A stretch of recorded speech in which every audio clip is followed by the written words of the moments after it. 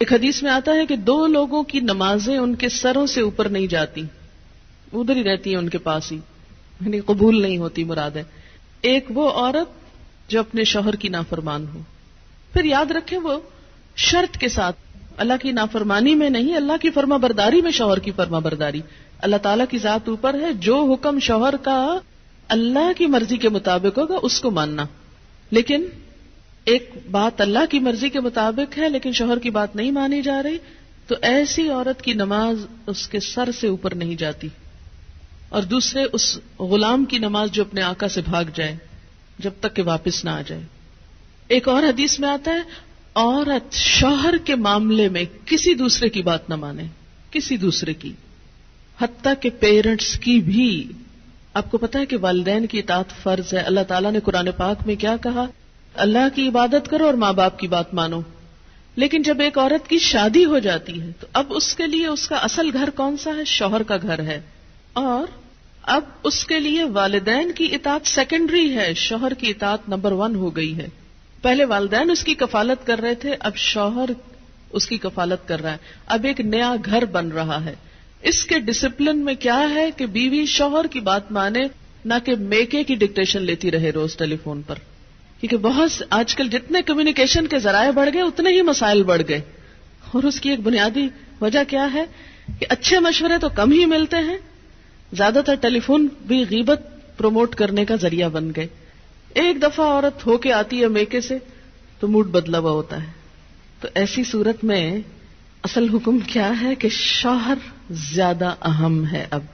اب اس کی بات مانی. اور یہ کیوں اتنا سخت ڈسپلن رکھا گیا؟ کیونکہ جب تک ایک عورت کی وفاداری اس کے اپنے گھر سے نہیں ہوگی، گھر نہیں بنے گا. وہ بات میں ادھر بھاگی جا رہی ہے، یہ گھر خراب ہو رہا ہے. اب اس کی اہمیت، اس کی زیادہ اہم ڈیوٹی کیا ہے کہ اب وہ نئے گھر کی تعمیر کرے. اس لیے کہ شوہر نے مہر بھی دیا ہے، گھر دیا ہے، سب ضروریات پوری کر رہا ہے. اب آئندہ اللہ تعالیٰ نے ایک نئی نسل لانی ہے، ان کی تربیت ہے، ان کا کام ہے، اتنی ذمہ داریاں آنے والی ہیں.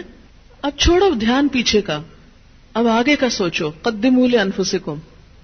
تو اس لیے اور اللہ سے بڑھ کر ہمارے لیے مہربان، ہمارے لیے محبت کرنے والا، 70 ماؤں سے بڑھ کے پیار کرنے والا اور کون ہو سکتا ہے؟ یہ مشورے وہ ہم کو دے رہا ہے، یہ رہنمائی وہ ہمیں دے رہا ہے جو بظاہر ہمیں کڑوی نظر آتی ہے لیکن اسی کڑوی گولی میں شفا ہے. تیسری چیز، مال کی، گھر کی حفاظت. پیسے ضائع نہ کرے. یہ نہیں کہ شوہر کے گھر، شوہر کے مال اور شوہر کی تنخواہ اور شوہر کی پراپرٹی میں سے چھپ چھپا کے میکے والوں کو مت بھیجتی رہے. بہت سے فساد اس وجہ سے ہوتے ہیں کہ سسرال کو دینے کے لیے تو نمبر 2 مال ہوتا ہے اور میکے کو بھجوانے کے لیے پسندیدہ چیز. قدرتی بات ہے کہ انسان کی جو اٹیچمنٹ ہوتی ہے وہ ماں باپ سے بہت زیادہ ہوتی ہے. ایک ایسی خیرخواہی ہوتی ہے جس میں دنیا کی کوئی دوسری چیز شریک ہی نہیں ہو سکتی. ظاہر ہے جنہوں نے جنم دیا، جنہوں نے پالا پوسا، ان کے ساتھ محبت اور خیرخواہی کیسے نہ ہو، وہ تو ہوگی، لیکن اس کی بھی حدود ہیں. وہ حد سے آگے نہیں بڑھنی چاہیے کہ شوہر کما کے لائے اور ہر وقت عورت شکوہ کرے، پورا ہی نہیں پڑتا، ہوتا ہی نہیں، ہے ہی نہیں، یہ بھی نہیں، وہ بھی نہیں، وہ بھی نہیں، اور پیسے بٹورتی چلی جائے اور ادھر سے چھپ چھپا کے دوسری طرف دیتی چلی جائے. نہیں، حتیٰ کہ فی سبیل اللہ بھی اگر عورت کو دینا ہے تو شوہر کی رضامندی ضروری ہے، یعنی شوہر کا مشورہ بھی ہونا چاہیے اس میں. تو کسی عورت کا اپنے شوہر کو حقیر سمجھنا یا اس معنی میں ایکول سمجھنا کہ گھر کی کنگڈم میں وہ اپنے آپ کو بالکل برابری کے اس طرح درجے پر رکھے، وہ للرجال علیہن درجہ کو کنڈیم کرے اور شوہر کی کوئی بات چلنے نہ دے اور کہ ہر بات اور ہر حکم میرا چلے گا، تو یہ نشوز ہوتا ہے. نشوز کا مطلب ہے اٹھنا. وہ پیچھے جو فالصالحات و قانتات ہے نا، تو قانتات میں کیا ہے؟ عاجزی. اور نشوز کیا؟ اس کا اپوزٹ. تو وہ عورت کا جو رول ہے سبمسو ہونے کا، وہ چھوڑ کر وہ دوسرا رول ادا کرنے لگے. تو اللہ نے جب مرد کو قوام بنایا اور ان کے لیے ایک درجہ رکھا، گھر کی کنگڈم میں انہیں ہیڈ قرار دیا، تو اس کے لیے ضروری تھا کہ ان کے پاس اتھارٹی بھی ہو. اور پھر دوسری بڑی بات یہ کہ وَبِمَا أَنفَقُوا مِنْ أَمْوَالِهِمْ، وہ اپنے مال میں سے خرچ کرتے ہیں. تو جو مال خرچ کر رہا ہے اس کا حق ہے کہ پھر گھر اس کی مرضی کے مطابق بھی ہو. اگرچہ عمومی طور پر تو کیا ہوتا ہے، وہ لا کے مال بیوی کو دے دیتا ہے اور وہ جیسے چاہتی ہے خرچ کرتی ہے. اب اس کا یہ مطلب نہیں کہ عورت اپنے شوہر کے مشورے کے بغیر جو چاہے مال کو جس طرح چاہے لوٹائے، جو چاہے کرے. نہیں، پھر گھر کی خوشحالی کا انحصار اس بات پر ہے کہ عورت اپنے شوہر سے مشورہ کرے. فالصالحات، پس نیک عورتیں، صالح عورتیں، ان کی سب سے بڑی خوبی کیا ہے؟ ایک نیک عورت کی سب سے بڑی خوبی قانتات، اطاعت گزار ہیں، بات مانتی ہیں. قنوت کا ترجمہ دو چیزیں ہوتی ہیں، ایک عاجزی اور ایک دوام. عاجزی کے ساتھ اطاعت اور مسلسل اطاعت. یہ نہیں کہ جب کوئی مرضی ہو، مقصد ہو، کوئی ضرورت ہو تو خوشامد کر لی اور اس کے بعد تو کون اور میں کون. نہیں. فالصالحات قانتات، نیک عورتیں شوہروں کی تابعدار ہوتی ہیں، اطاعت گزار ہوتی ہیں، فرما بردار ہوتی ہیں. اس کی وضاحت نبی صلی اللہ علیہ وسلم کی ایک حدیث بہت اچھی طرح کرتی ہے. ابن ماجہ کی روایت ہے، آپ صلی اللہ علیہ وسلم نے نیک بیوی کی خوبیاں بیان کرتے ہوئے فرمایا، مومن کے لیے خوف خدا کے بعد سب سے زیادہ مفید اور باعث خیر نعمت نیک بیوی ہے. جب وہ اس سے کسی کام کو کہے تو خوشی سے کر دے، جب وہ اس پر نگاہ ڈالے تو اس کو خوش کر دے. یعنی بیوی کا حال حلیہ بھی ایسا ہونا چاہیے کہ جو شوہر کو خوش کرے، نہ کہ گھر میں میلی کچیلی اور ساری زیب و زینت بازار کے لیے. اور جب وہ اس کے بھروسے پر قسم کھا بیٹھے تو وہ اس کی قسم پوری کر دے. جب وہ کہیں چلا جائے تو وہ اس کے پیچھے اپنی عزت و آبرو کی حفاظت کرے، اور شوہر کے مال اور اسباب کی نگرانی میں شوہر کی خیرخواہ اور وفادار رہے. تو یہ ہیں ایک اچھی بیوی کی خصوصیات جو نبی صلی اللہ علیہ وسلم نے فرمائی، جو اس آیت کی بہترین وضاحت کرتی ہیں. نمبر 1 اطاعت، اور اطاعت میں کیا کہ کوئی کام کہے تو خوشی سے کرے.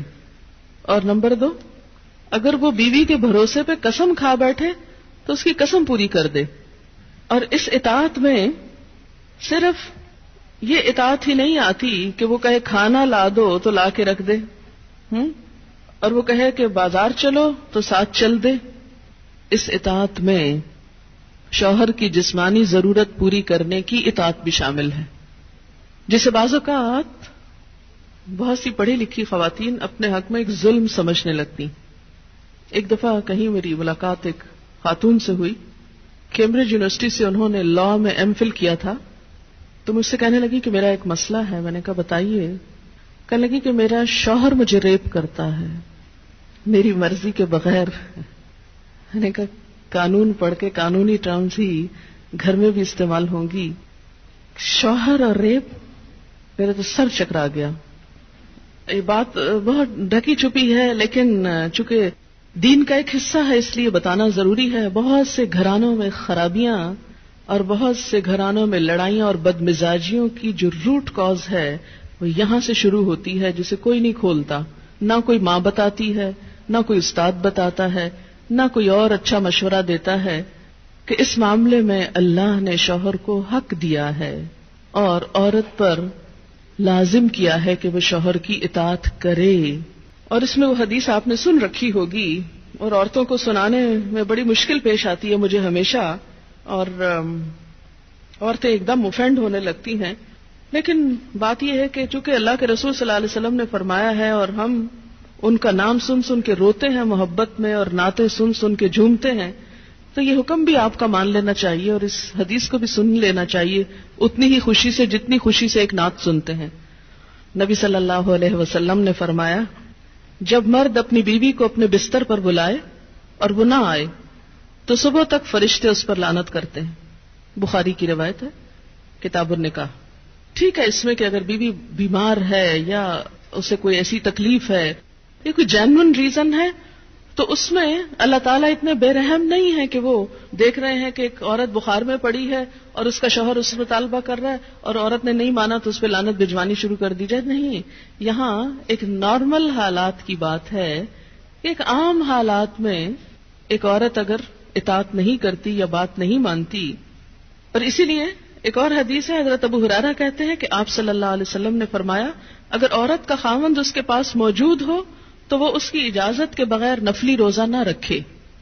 تو گویا شوہر کی اطاعت نمبر 1 عام روزمرہ زندگی کے کاموں میں کوآپریشن، اطاعت بمانا کوآپریشن ہے.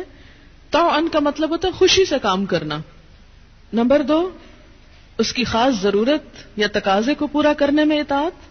ہاں کہاں اطاعت نہیں؟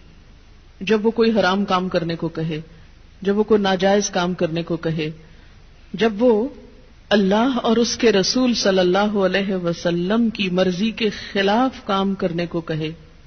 لا طاعت لمخلوق فی معصیت الخالق، مخلوق کی اطاعت جائز نہیں خالق کی نافرمانی میں.